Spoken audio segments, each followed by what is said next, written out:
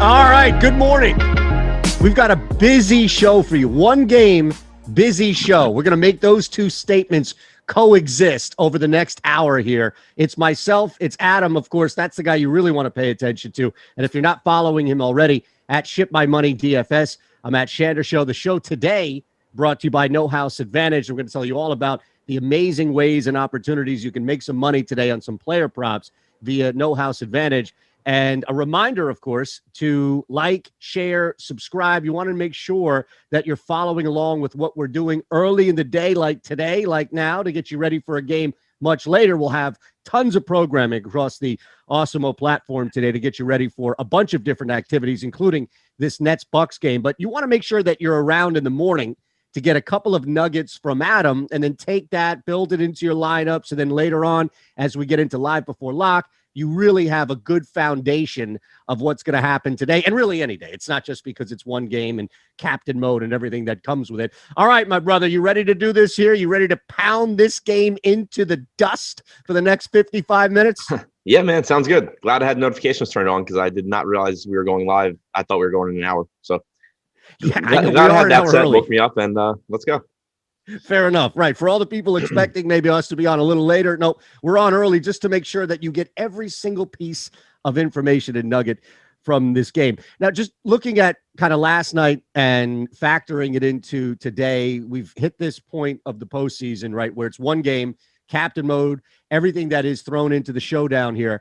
But really, Adam, just looking at how to approach this in the playoffs versus if you were just taking a random game on a slate during the regular season.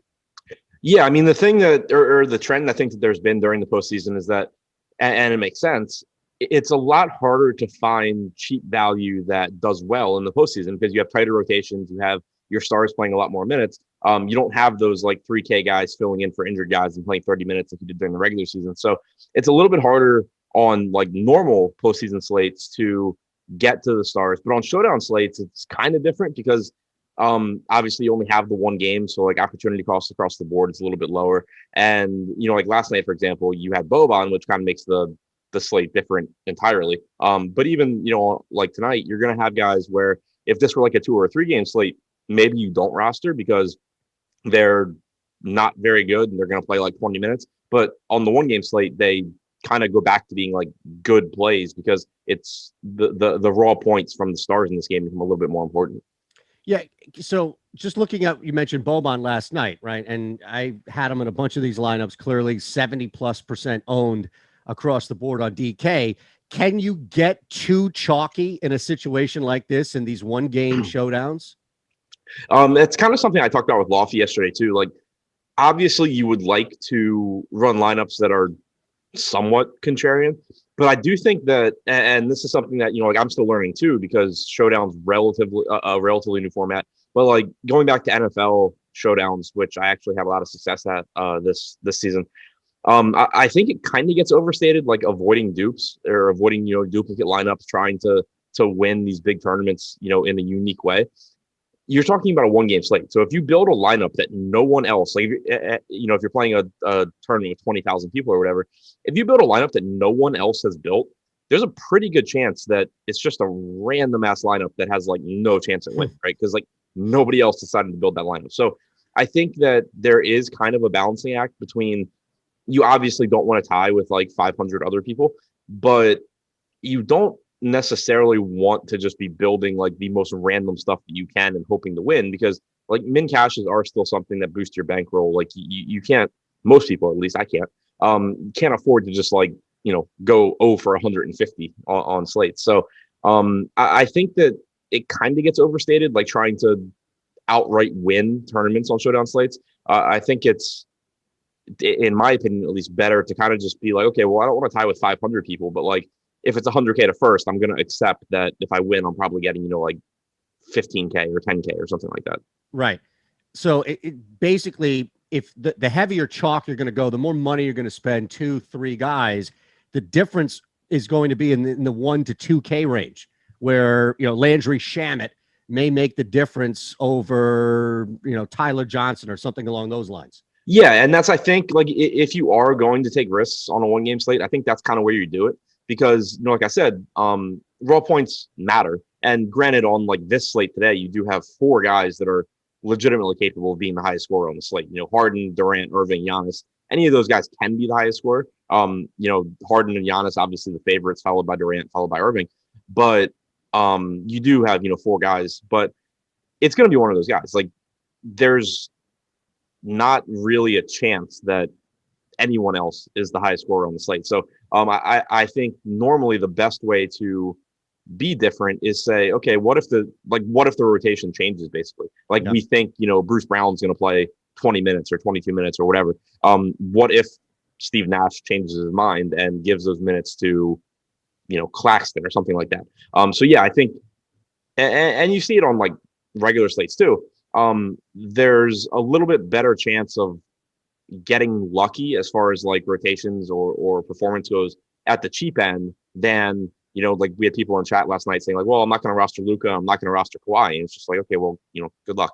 Right. I don't understand that at all. And right. I can't imagine anybody won money with a roster that had neither of those 2 guys last night. Similarly to today. Now, again, we'll get into the specifics of it as far as, individuals, but even today, when you start to look at it, and I crunched a couple of lineups, ahead of time, you're really, Irving is the guy that's not 10K plus, right? Where you're working in, for the most part, Durant, Giannis, Irving, Harden, right? You're working in 3 of those 4 more often than not. So there's going to be, it looks like, at least one of these guys out. And then, of course, you got people who are just going to be brave/stupid, where it's just throwing your money away to the long shot of all long shots. But it seems as if it's pretty much you're going to have 3 of the 4 big 4, if I can use that term, right? Yeah. I crunched some lineups too, just to kind of see what they look like. And pretty much the same boat. It's the specifics make a difference, but it's Giannis is in there, Irving's in there, Durant's in there, or take out Irving, throw in Harden. You're kind of getting three of the big 4, as you said, and then just you have a 1K Tyler Johnson, you have an $1,800 Landry Shamet. Yeah, those guys are not likely to score many fantasy points. Shamet played 22 minutes last game. He's not a great fantasy producer. Tyler Johnson played 11 minutes, including like 2 minutes or 3 minutes in garbage time.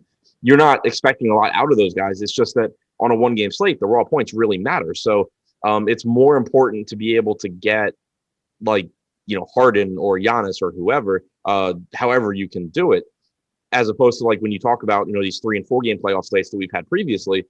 We talked about, like there's 2v2s where it's like, okay, well, Harden might score 70, but if you're rostering someone that's going to score 8, you can normally find like 2 mid-range guys that give you a better chance of success. It's not really the case on these 1-game slates. So yeah, I think it's a lot more important to get those stars in the lineup here. I want to talk a little bit about the game flow and kind of how you think this thing plays out. We'll start looking at some strong plays that are going to be chalk and locked in as well, and get a little deeper into where people can be a little different with their lineups. Just a quick reminder, though, we have something really cool going on for new Awesemo Plus members, where you can use our promo code NBA Strategy Show. That's the name of this program, NBA Strategy Show. And if you use that at checkout for Awesemo Platinum, Awesemo Plus Platinum, you're going to get 15% off your first week, and you'll see immediately the benefits from bumping up from Awesemo Plus to Awesemo Plus Platinum, constantly giving you ways and incentives to join and then be a part of the deeper community, just because this all pays off. And you're looking at living, breathing examples, not only with Adam, but the stream, the Awesemo Hall of Fame that we're going to get to as well. So again, NBA Strategy Show at checkout for all new Awesemo Plus members. That's how you can get 15% off your first week for Awesemo Plus Platinum. It does feel like, outside of Giannis, the Nets are going to have a pretty, I'm not going to say easy by any means, Adam, but the Nets can score. We know that they're going, and if they get into that rhythm with 2 or 3 out there, it just becomes very difficult. The counter to that is, okay, who's stopping Giannis? And we see this in the postseason, where one guy, especially if the game is tight in the fourth quarter, can be the difference, and all of a sudden it erases everything that happened 3.5 quarters earlier, and now you just have to deal with this monster out there. So how do you approach this game, just from a narrative standpoint, how you feel it's going to play out? High scoring, fueled by the Nets, maybe Giannis kind of slowing some things down, winning possession by possession. Yeah, I mean, I think it's going to be a high scoring game. I think it's got like what, a 240 point total or something like we're that. at 239 on Hot Shopper. It's Yeah, ridiculous. But that's the Nets, though, right? A lot of it, the Nets. Yeah, but I mean, they're only 4-point favorites, so I think you're going to get a lot of scoring from Milwaukee as well. Like, Giannis will get out in transition. Giannis will do a lot of stuff. So yeah, I mean, I think it's going to be a high scoring back and forth game. You do get some value too, just because you still have Dante DiVincenzo out. So yeah, I think there's going to be a lot of points scored. I think we've kind of already touched on the fact that there's 4 guys between the two teams that are going to dominate touches and dominate scoring.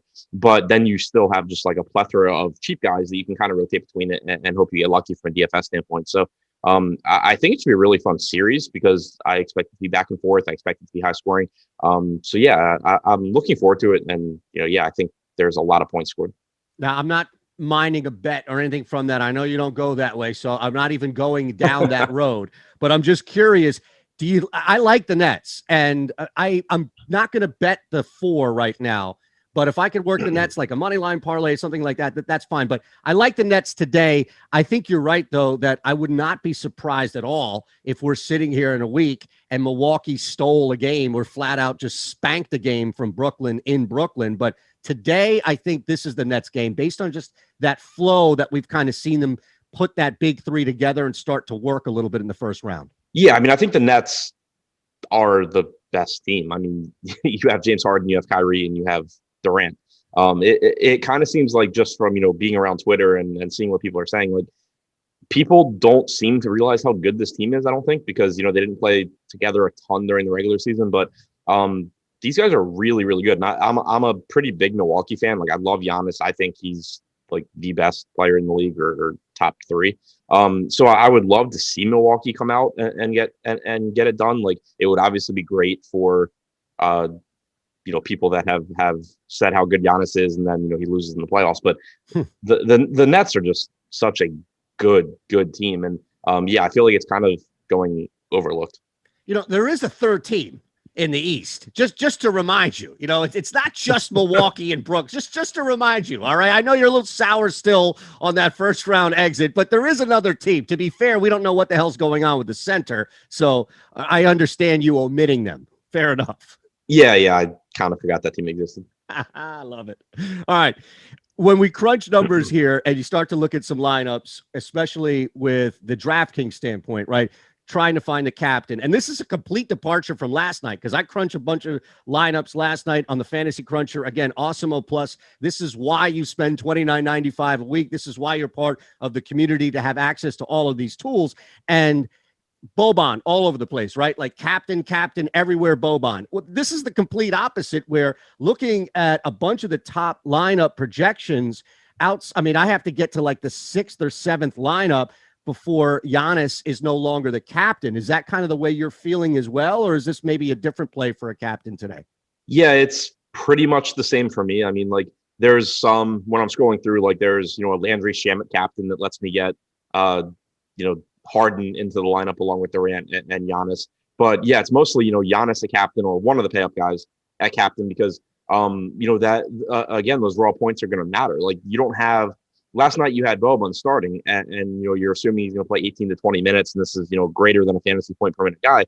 So there's a pretty good chance that you're just going to have this, I think it was like 2,400, this guy that, basically 10X's his salary. You don't have that tonight. You're kind of, to kind of like relate this to Showdown football, because to me, that's where I play Showdowns the most. And I think a lot of people do. You're back to a slate where you basically have the NBA equivalent of like, the receiver who is going to run a bunch of routes deep and maybe catches a pass for like 50 yards and hopefully scores. That's kind of like what Johnson is. That's kind of what Landry Shamet is. Like you don't have Boban on this slate. What was that? Deshaun Jackson. Yeah, but like not even. It's like Tyler Johnson on the Bucks, the Tampa Bay Buccaneers. So lesser, fair enough. Right? Yeah, just the dude that might catch a ball and you're hoping it's for 50 yards. Yep. That's kind of what you have here because. So much of the usage, so much of the production is going to be dominated by 4 guys, 3 on the Nets, 1 on the Bucks, that you're just looking to pay down just to get those guys in your lineup. You don't have a cheap guy though that projects for like 10x like you did last night. Yeah, and that's the thing where I wonder how many lineups you and others would have to get to before you do take that risk? I mean, look, it's the showdown. We saw that last night. Everybody goes and checks the Draftkings or Fanduel app and they see first place. And then you realize that you probably lost money based on how many lineups you put in because of the return that you mentioned, especially with so many people and so many entries. So I wonder, how big of a risk do you think you would take? And look, we're a long ways away from you physically building your lineup, but just how many do you think you would get to where you don't have a Giannis or even a big three on Brooklyn as a captain, and you start to pivot to, let's start from the bottom, like a guy in Landry Shamet, and then maybe move up? Because I did see Drew Holiday mentioned on the stream, and that might be an interesting pivot at captain for Milwaukee outside of Giannis. Yeah, I mean, so like just running the Awesemo projections in Fantasy Cruncher, my third lineup has Landry Shamet at captain. I think it's kind of a shitty lineup, but it has him at captain. You know, it's the third highest projected lineup that you can run. So, you know, there is a route to that. And basically what it does is you have Shamet at captain. It gets you Harden, Giannis, Durant, and Drew Holiday, who, you know, obviously projects well also. So you don't have to go that far down the list. You know, Shamet's the third highest projected lineup. The fifth highest projected lineup using the Awesemo projections has Holiday at captain. But out of the top 20, out of the top 20 lineups, Shamet's the captain in two of them, PJ Tucker in one. Other than that, it's either Giannis, Holiday, or Kyrie. So you're still getting, you know, the bulk of those lineups paying up, but some of the top projected, or a couple of the top projected lineups, I should say, have someone else.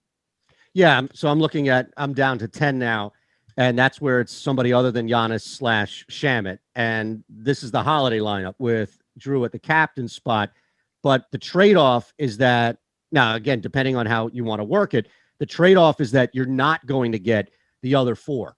You're going to get, and I can see 3 of 4, Durant, Giannis, Harden, and on the flip side, Harden, Giannis, and, well, that's actually it because they beefed up with Middleton in there. So there was a kind of a smaller pivot, if you will, from the big four. But I do see at least a path with Holiday to have Durant, Giannis, Harden, some combination of the big four. Is it just too much of a risk at that point? I know you're going to get back a great return for Holiday, and he's going to be out there. He's going to play a lot of minutes, and he should return somewhere mid-30s, if not 40. But I don't know as far as, and I'm asking Adam, if it's worth spending nearly $13K on the captain salary for Holiday if you are excluding for sure one of the big four, as opposed to the Shamet scenario where you can definitely squeeze in all 4. Yeah, well, and the other thing too, and it kind of goes back to the duplicate conversation, but with it being a 1-game slate, you have to keep in mind too that, like, if you go, you know, the Drew Holiday route, you're going to have very similar builds to everyone else that plays Drew Holiday captain. He might not be the highest owned captain, but, you know, in these larger field tournaments, you're still going to get a lot of people that do that, and it's going to be a very similar build where, like, you know, looking at my top Drew Holiday lineup or Drew Holiday captain lineup, it has Shamet, it has Tucker, Middleton, like you said, Giannis, Harden. Like, it's a good lineup, but you're still going to get duplicates. So to me, it's more about, I prefer at least either getting my captain to be one of the, like, you know, Giannis or one of the Nets main guys, or just like kind of punting the position and then getting as many high upside guys at flex as I can. There's not a ton. I don't like quite as much, I should say, going to someone like Holiday because he's still expensive enough, you know, like you were saying, where I have to sacrifice something to roster him at captain, but he's not going to score more points than these other guys. So it kind of puts you in a weird situation where you're kind of fighting an uphill battle. You're still being duplicated by a lot of people because they're, you know, some people are playing Drew Holiday at captain. So to me, it's I still prefer either going one of the top 4 guys or just saying screw it. You know, I'll take 15 points here and you know, paying all the way down. That Shamet scenario, and I guess to a lesser extent Holiday, if people wanted to squeeze him in, you start to apply that scenario in FanDuel, and again, just crunching lineups, it's going to take a bunch of lineups for me to get to anybody other than Giannis as the MVP on the FanDuel lineup. And then the only other guy I see crunched in there is Harden. So this is not a scenario that we see clearly on the DraftKings Showdown, right? Where people are trying to sneak in a Shamet, a lesser cost guy. On a FanDuel lineup in this case, are you going to be pretty much heavy on the chalk for the top guy for the MVP slot? Yeah, and the reason is that FanDuel's game is basically different than DraftKings. Like on DraftKings, you pay 1.5. The salary multiplies. On FanDuel, it doesn't. So there's no real reason to play anyone at MVP or star or pro that isn't going to score a lot of points. So you're talking Giannis, Harden, Kyrie, Durant, Holiday, Middleton, basically are your options. But at MVP, it's basically the three guys from the Nets or Giannis, because you're not paying a premium. So it goes back to what you were saying before. Like, if this game plays 1,000 times, maybe once or twice, there's some random scenario where like none of those guys are the top scorer. I don't really know how it possibly happens, but it's not going to happen. It's not very likely. Because you're not paying a premium on FanDuel, you kind of need one of those guys at the top. What about somebody in that middle range? And I wonder, and let's just stay on FanDuel here. I wonder in that top three, it's not going to be the MVP, but I based on how people are rostering, and again, from any contrarian play due to heavy ownership on these one-game slates and the incredible amount of chalk, Adam, just looking at somebody else like a Chris Middleton, maybe even a Bobby Portis, is there any value in sneaking somebody like that in to where, as you said, it makes so much sense where if you're running MVP Star Pro, it should be one of the big four? Yeah, it just doesn't make a lot of sense to me trying to get away from those four guys on FanDuel because, again, you're not paying any sort of premium. So you have to just think about it in terms of probability and how the games play out. Yeah, like Chris Middleton's really good. Drew Holiday's really good, of course. And on DraftKings, there is some merit, to playing them at captain, even though I kind of already said I don't love that idea even on DraftKings. But, like, there's some merit there to saying, okay, like, I don't need this guy to be the top scorer on the slate. But if he has a good game, at captain, I do benefit elsewhere in my lineup. On FanDuel, you don't have that. You really need these guys to you need the top scorer in the MVP spot. And it just goes back to think about how the game plays out. Can Drew Holiday somehow score more fantasy points than Giannis? Sure. Giannis gets in foul trouble or Holiday just has a great game and carries the Bucks, whatever. But then you have to think about the Nets. The chances of Holiday not only outscoring Giannis, but outscoring Harden and Durant and Irving are really, really low. It's you just have four guys here that are capable of just having 60, 70-point games. It would be different, I think, if you were talking about the Bucks have Giannis and the Nets only have James Harden or something like that. But when you have all three of those guys on the Nets, that's four guys basically that you need to have bad games if you're going with Middleton or Drew at MVP on FanDuel. All right, so let's look at this big picture really quick. And I'm curious, you can apply it to FanDuel and DraftKings as well, Adam. The guy that's not the big four, we've mentioned Drew Holiday a couple of times, so it may be him. Middleton now inserting himself into the conversation. Hell, maybe it's Joe Harris. Who the hell knows, right? But I ask you, defer to you, who is the guy that's not one of the big four that stands the greatest chance at the end of the night, if not the highest scorer when it comes to fantasy points, enough to be like 2 or even 3, but more so 2, like top 2. Let's clarify that. Top 2 performer tonight that's not a big four. It's got to be either Holiday or Middleton. I mean, the Nets don't really have, Joe Harris is very good at basketball, but from a fantasy standpoint, he's not on the same level as Middleton or Holiday. The Nets, obviously have a huge drop off after their 3. So, if you're looking for that guy that just has a random 55, 60 fantasy point game, I think the only answers really are Holiday and Middleton. All right. Now, what about the flip side here? Let's look at one of the big four where at the end of the night, people are going to be pissed off, throwing stuff, just completely, if their phone, if they can still see it after it's been cracked, slamming it. Are you freaking kidding me? Giannis with 18 fantasy points. Which of the big four is going to be most likely to bust tonight?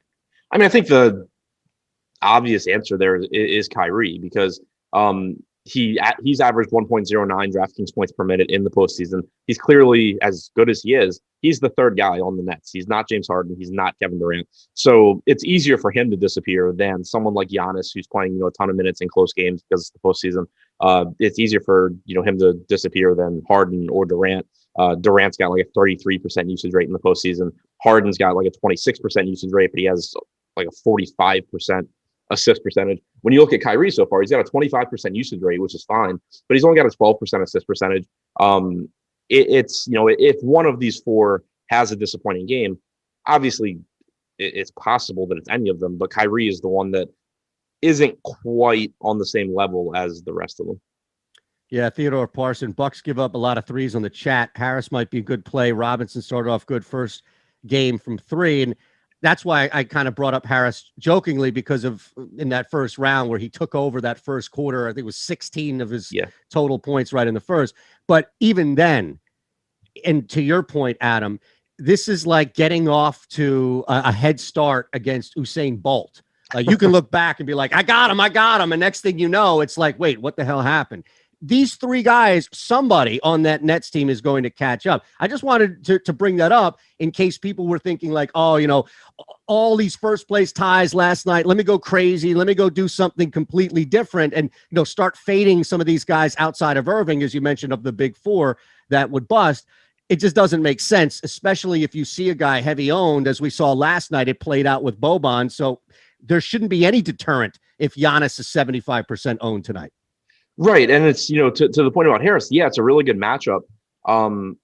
As far as, the Bucks do allow a lot of threes. They, for years now, have kind of tried to force teams to use their wing shooters as opposed to, the primary ball handlers in the pick and roll. So that sets up nicely for Harris. But again, it goes back to the fact that it's a one-game slate. And Joe Harris isn't really cheap. He's $7K on DraftKings, he's $10K on Fanduel. It would be a little bit different conversation if this was still a 2 or a 3-game or a 4-game slate like you're getting earlier in the postseason, where Joe Harris is 4,700 and you're looking for these value small forwards, across 3 or 4 games to fit into your lineup. It would be like, okay, the matchup's good for Harris, but because it's a 1-game slate, he's priced up a bit because he's obviously not a part of the big four, but he's like the next highest scoring guy on the Nets. So it's not like you're getting really a discount on Joe Harris. Like, for example, on FanDuel, he's $2,000 less than Chris Middleton, who's just a markedly better fantasy player. So Harris, to me, the matchup doesn't matter a ton to me on a 1-game slate. I'd be a lot more interested in the matchup if this were a 3 or 4-game slate, because Joe Harris would actually be a value option. I want to just take you back to Kyrie, because it makes a lot of sense when you look at him in comparison from a number standpoint to the other 3 guys, including Giannis here, right? Making this now a big 4 for the purposes of this show. Do you see yourself rostering him as a captain? Can you see yourself getting to him on a DraftKings lineup where you're paying up for him on a captain, and then also knowing, just like with Giannis or any of the other guys, that you're not going to be able to work in the other 3? You're going to have to settle and leave, if it's Durant or Harden, out. Talking about Kyrie? Yes. Yeah, I mean, I think so. Like on DraftKings, you are getting a nice 20-25% discount on Kyrie versus Durant, Harden, and Giannis. He's only 9,800, so he's discounted, and he is like one guy that you could certainly see a game where Kyrie just scores the same or close enough to Harden and Durant to where he's an optimal captain. So I do think those savings are nice. The problem you're going to run into, though, neither of these teams have very good mid-range guys. Like Middleton is 9K, Holiday's 8,600, Harris is 7K, like we said, but even Harris is a 0.7 to 0.75 fantasy point per minute guy. There's no, I don't even have a good example off the top of my head, but there's no 7K guy that averages 0.9 or 1 fantasy points per minute that you're getting into your lineup when you go Kyrie instead of one of the main 3. So that's kind of the problem. It's like, okay, cool, I went Kyrie at captain, so I was able to play Brook Lopez instead of Blake Griffin. Yeah, Lopez is better, but at the end of the day, who really cares? Exactly. Just looking to your point on the Boom Bust tool, one of the many things that we have available for you on the Awesemo Plus platform here. Shamit is the guy that first hits in single digits, but everybody that's in double digits is everybody that we've been talking about and harping on, just because of the nature of the tournament across the board, DraftKings and FanDuel as well. And reminder, it's not just the Boom Bust tool. You have the big board, which is free to you today, But if you don't want to sit and wait one day a week for your favorite tool to be free, you could just pop on Awesemo Plus. It's $29.95 a week. It's an insanely good value.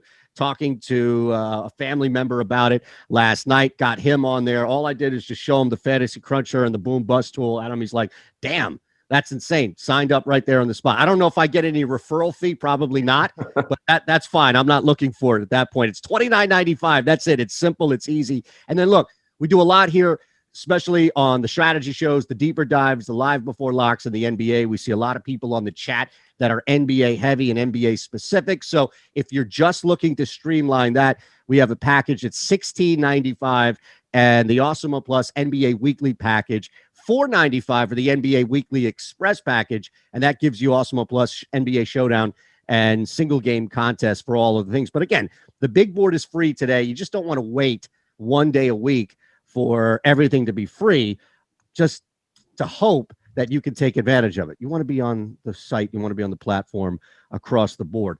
All right, let's start to look at some guys that we haven't mentioned, right? Pat Connaughton. Now, Landry Shamet is, I imagine, going to be worked in, especially because of his cost, into a bunch of lineups if it's not the captain, right? He's definitely not going to be in that for a lot of them. But, you know, Pat Connaughton is below where you wanted, right? You wanted that like 55 to 7K type guy, right? So Connaughton clearly going to be below that, but heavily owned so far as we have our projections on DraftKings, just under 30% at 3,600. That might be one of the better cheap options on the slate. Yeah. I mean, I think that he is. It's just, it comes back to it being a one-game slate. So, like, there's going to be a lot of ownership on Connaughton because obviously he's one of the better values. He started the last game without DiVincenzo. He only played 21 and a half minutes, but if you look at the game, there was certainly the potential for more. He didn't really do anything when he was on the floor. That's also a game where Bryn Forbes hit, I think, 7 3-pointers. Like, the guy couldn't miss. So Forbes actually played more minutes off the bench than Connaughton, but you do have to kind of say to yourself, okay, well, what happens if Connaughton plays really well? What happens if Forbes doesn't make every shot that he takes? You can still see a path to like 26, 27, 28 minutes for Connaughton. So I think that it is a good value. I mean, he's like a 0.75, 0.8 fantasy point per minute guy. I'm assuming he starts again tonight. It's a good value, but you also need to keep your expectations in check. Yeah, I think that's going to be, just to the point you make about not being able to find that middle range guy. This is about a lot of expectations, right? Like, you come into this with 4 guys where you're expecting at least 3 of those 4 guys to seriously boom because it's one game on the slate and they are the force on both squads.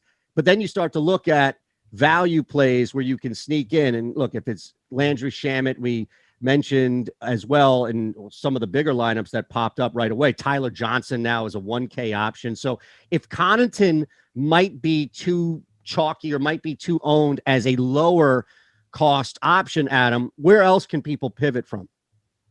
So I mean, we talked about Connaughton. You have Forbes too, but on the net side, like, Tyler Johnson's showing up in a lot of lineups just because he's 1K, and it goes back to what we were talking about, where there's not really a very good mid-range from either of these teams. So it's more about saying, okay, I just want 3 of those main pay-up guys. Like, yeah, Tyler Johnson might play 8 minutes tonight.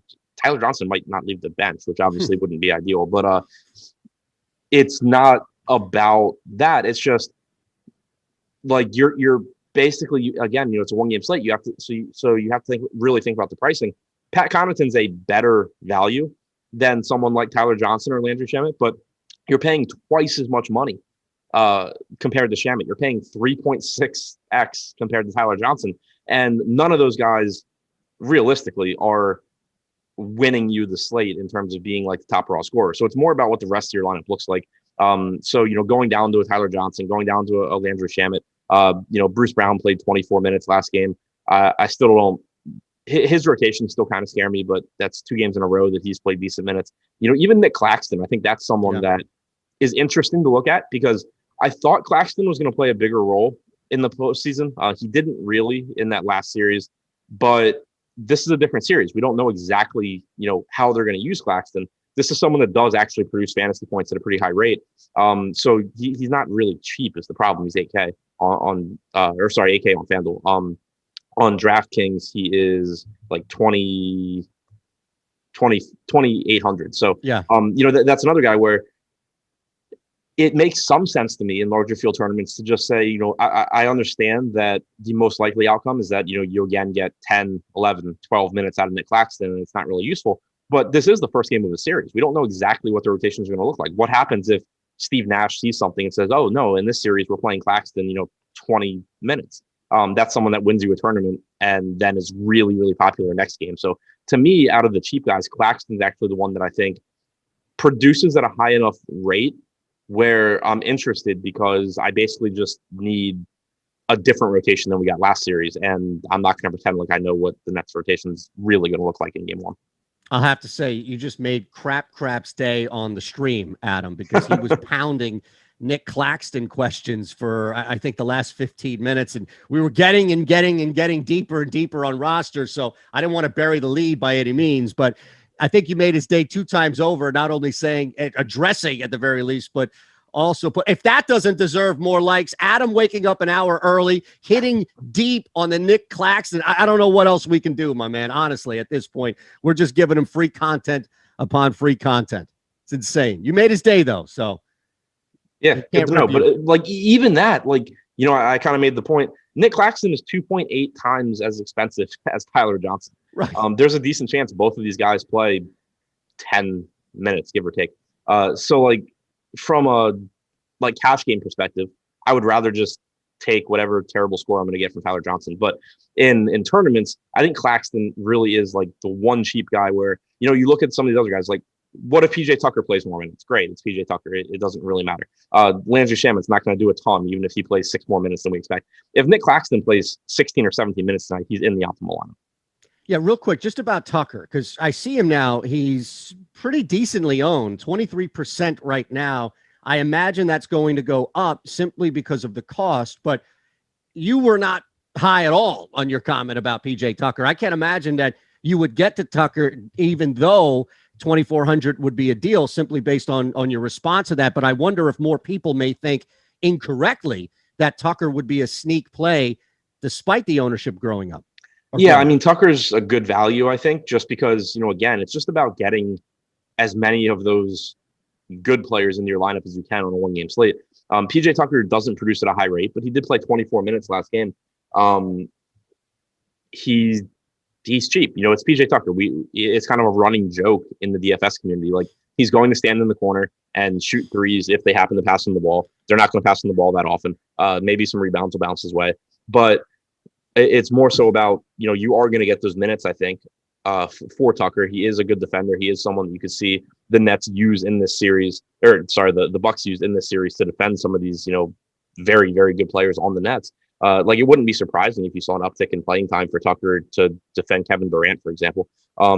It's just he's an uptick in playing time for PJ Tucker means 2 more fantasy points. Whereas someone like Claxton, if you randomly see an uptick in playing time, it means 6 more fantasy points. Got it. All right, let's look real quick at why we're here. No House Advantage, our sponsor today, and all of the different spins that they provide on DFS. It's all player prop contests across the board, NBA, MLB, NFL. Can't wait, as you know, Adam, for that to come around. The golf is happening right now, the PGA, all for cash prizes. So just look, it's exclusively peer-to-peer. Everything has been leveled. The platforms all have been leveled. It's all now easier for you to win. NHA, No House Advantage, is the largest provider of player props in the industry, over 500 to choose from. And get this, as we always do, when we tell you about something, we give you something back. Like in this case, $20 to match your first deposit. Just use our promo code Awesemo. It's that simple. You'll get your first match up to $20 on your first deposit. You can download the App Store and wherever you choose, and you'll have a ton of opportunities to make some money. And the best part about it, just continuing to look at the difference with NHA versus the books, is you're going to lose value. You'll see the line for NHA, for example, PRA for Pat Connaughton is 17.5. You go to your local legal book of choice, you pop it up, it's 18.5. it's the number has gone up, or depending on what's favored, it's dropped 16.5. Everybody knows no house advantage is all over the under for 17.5 for Pat Connaughton PRA. So that the books have already jumped in and stolen that value from you. That's why it's going to be at 16.5 or maybe even 16, depending on where you look at it. That's why no house advantage is always going to give you locked in opportunity. And speaking of which, NHA, Adam, is all over the under for Pat Connaughton. So does that ever work as a deterrent for you on playing somebody and then maybe looking at some projections that are outside just the basic and looking at it from an NHA standpoint of actual props and thinking, well, 96% we have that his PRA is going to hit under 17.5. Again, you mentioned temper your expectations with Connaughton in the first place, but I'm just curious if that ever plays a role in you building rosters. Oh, I think Adam's muted. Yeah, I'm muted. Okay. I don't recommend using the NHA lines because the good thing about NHA is that once they set their lines, they don't adjust. So that's, you can, use that to your advantage when you're playing there. But in general, using, prop lines, I think is a good resource. Josh probably looks at it more than I do. Take that for what it's worth. I know how chat feels about Josh, but it is though, it's a good resource where, you can look and say, like, if, for example, let's say you really like Pat Connaughton, like you're really confident, you can look at prop lines and see, if it's like heavily shaded to the under, or if the, PRA is just lower than you anticipate. There's a pretty good chance that you want to redo your work kind of thing and like make sure that you didn't make a mistake somewhere, if you're really confident and the line is just way different than you anticipate. So, I think it's a good resource as far as kind of just like checking your work. And then, obviously with no house advantage, not updating their lines, you can, use that to your advantage and make your lineups based on how things move. Yeah, all I know is I'm sitting here filling in for Lofty on the show. And with you, was that Wednesday, right? We did the show? Wednesday. Yeah, and then next thing, so I'm sitting here trying to support the fellas, right? Watch the next show. First thing Josh does is tear into us that we didn't get it. Now, we were in triple digits, all right? It's not like we didn't, we had like 4 or 5 likes, and he's just tearing into us. Like, we left him a stinking pile of shit as far as an intro show. And I'm thinking, well, I think we did a little bit better. You at least did a little bit better than that. Yeah, Josh made a comment on Twitter last night about being like the most watched analyst or something. And you're talking about a site that has you, has Lofty, has me. Like, Josh is the only one that doesn't do like radio or anything outside of this. Like, nobody knows who the guy is, but his ego's gotten a little out of control. I love it. All right, so with that said, let's get him up here. We can't let Josh have any inch in this ego battle for him to come back and drop some analytics on us, because that is going to be the most unfortunate element of it. All right, so let's get into one last thing here as we kind of wind down in the final portion of the show. We'll tell you all about the Awesemo Hall of Fame. I just missed it last night with my first place win, with like a million other people placing first as well. Yeah, my cash lineup won the like $300 tournament for like $1,400. Isn't that amazing, right? Yeah, it's one of it's one of those. It was one of those slates, but you just kind of run into that with Showdown anyway. Like, it's so hard to actually be unique and still have a good lineup. Speaking of unique, can you get to anybody at the bottom? Like, we've got guys that are super low owned, like Bryn Forbes, or 2.6%. He's the only guy in single digit ownership projections on DraftKings. Mentioned Joe Harris. For the cost at 7,000, you'd be crazy, right? To try and force Harris into a lineup, knowing that it's probably going to be at the expense of one of the big four. So I wonder, if you're looking at Blake Griffin, we mentioned kind of in passing at 4K, that might be too much as well, although he's now starting to hit at the 20% clip.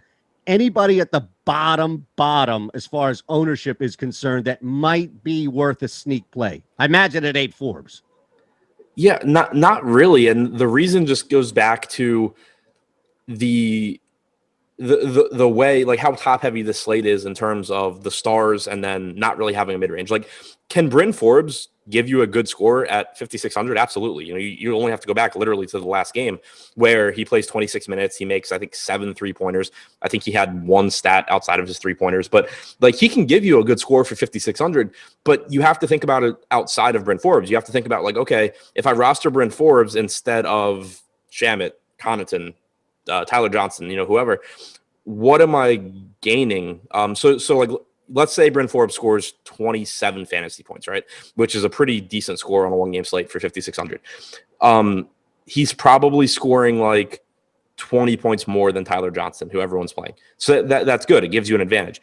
The problem is if it costs you one of those main guys, there's a pretty good chance that all of the top 4 guys are outscoring someone like Brook Lopez by 20 points. So you're not really winning there. So that's why I think the ownership's as low as it is on guys like Forbes, Harris, Griffin. It's not that they can't do relatively well for their salary.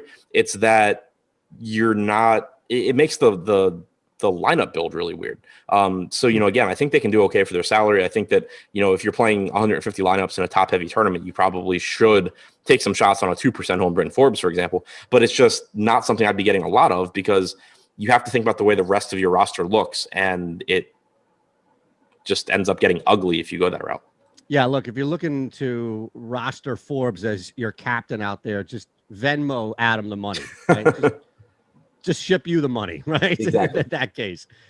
All right. So, man, I think we've covered pretty much every single individual on this slate. I do want to touch on somebody that had a lot of love on the chat that we really didn't get deeper into, and that's Bruce Brown. He's been talked about in reference a lot, the 4,400 on DK. He is going to be under-owned. If you look at the heavy guys at the top, only about 24-25%. That's probably going to continue to increase, right? But just overall thoughts on somebody, because again, you mentioned that 7K, that range, you were kind of looking for somebody in the middle. He's going to be below that, but I wonder if the 4,400 now makes it worthwhile to kind of work him in some lineups. Yeah, for Bruce Brown, it really just depends on how it ends up making the rest of your lineup look, because out of the cheap guys, he is probably the best, or one of the best at least, fantasy point per minute guys. He rebounds really well for a guard.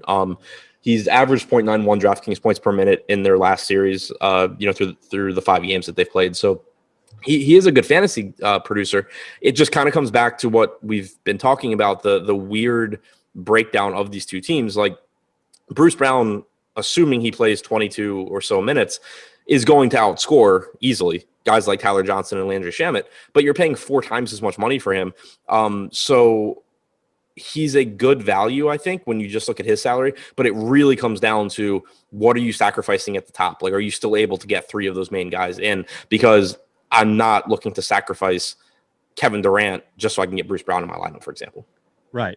And it doesn't seem like, just to kind of go back to where we began, there doesn't seem to be anybody outside of the big 4 that you truly would, or maybe feel great about sacrificing in regards to keeping one of them out. Meaning, like, if you could work a Shamet lineup as a captain, that might be better overall than a Holiday lineup, knowing that you're out one of those 4.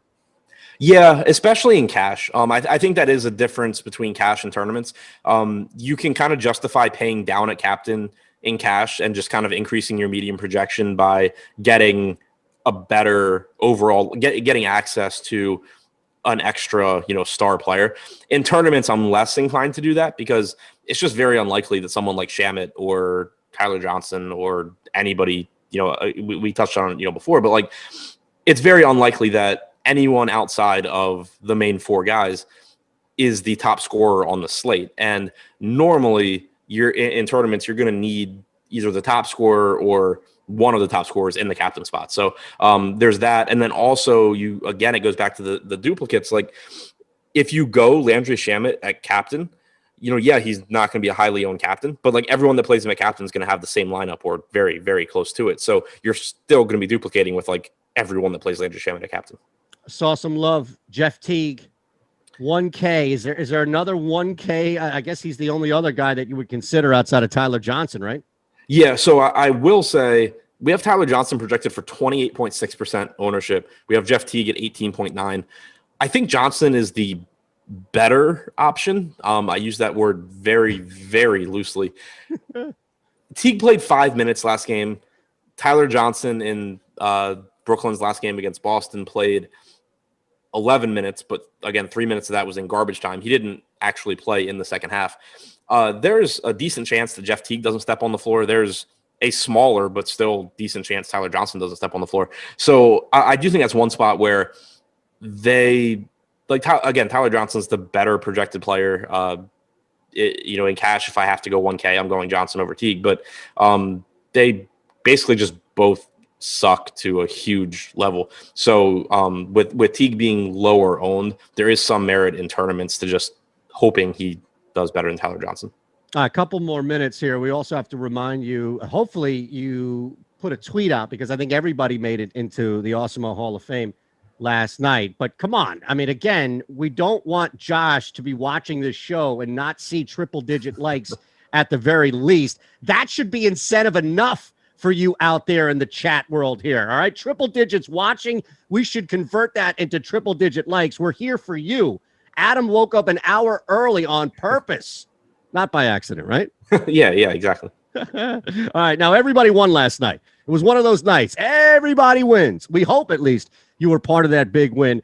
Just download the Awesemo profile pic because if you're tweeting us out at Awesemo HOF, you want to make sure you have that profile pic. Just place in the top 3 of a contest with over 5,000 contestants. Again, last night was a perfect example of everybody doing that.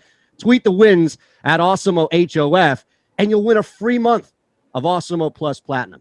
Now, how does that work? Because technically I placed first last night in the 100K, right?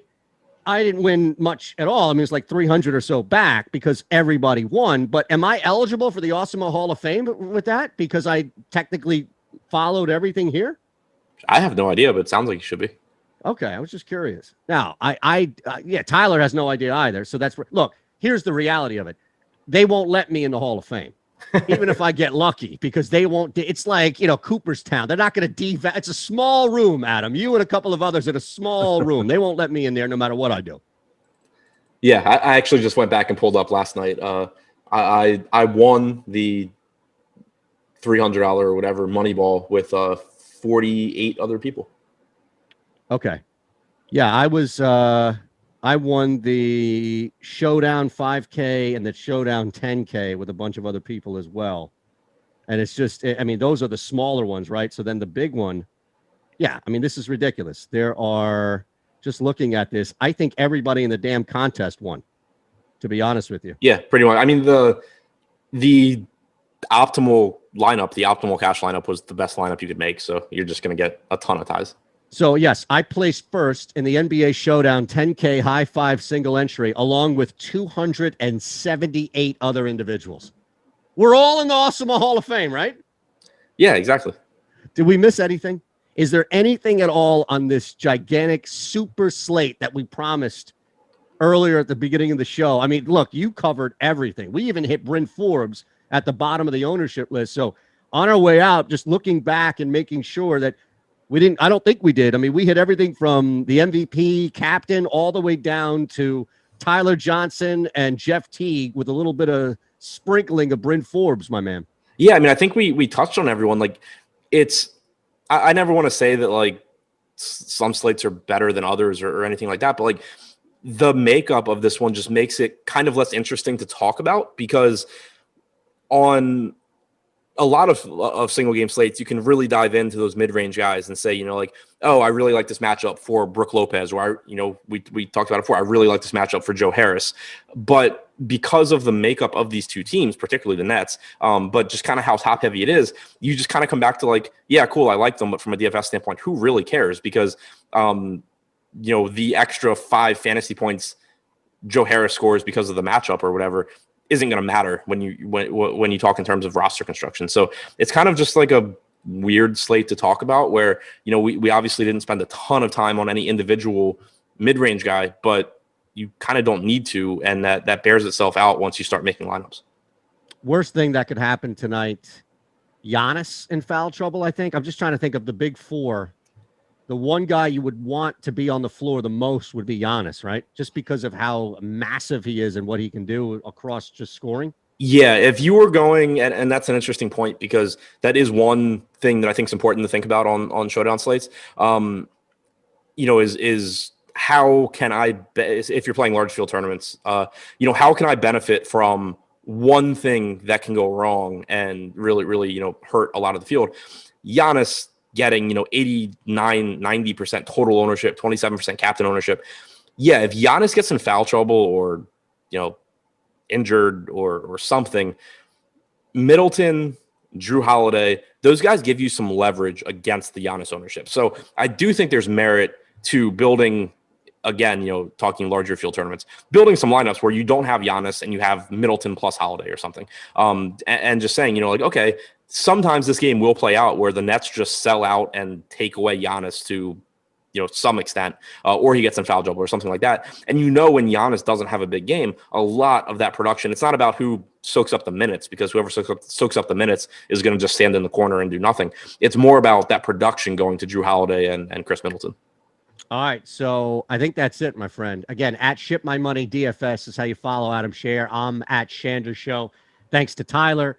Thanks to No House Advantage.